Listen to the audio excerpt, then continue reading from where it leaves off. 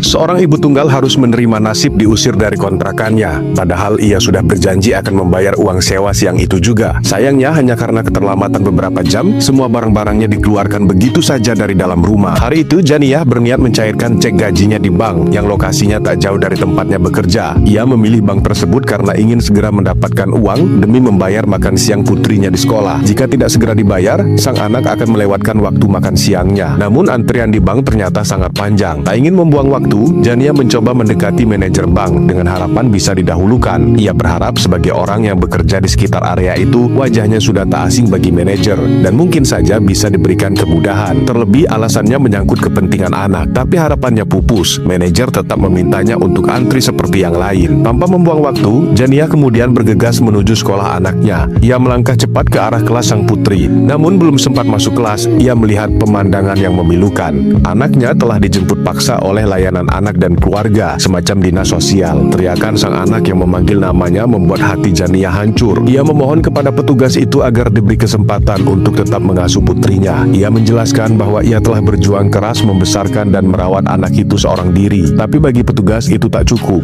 Mereka menilai Janiyah tidak layak mengurus anak karena berbagai alasan. Permohonan dan air matanya tak mengubah keputusan. Putrinya tetap dibawa. Janiyah hanya bisa berdiri terpaku, menahan perih, tak berdaya melawan sistem yang tak memberinya ruang.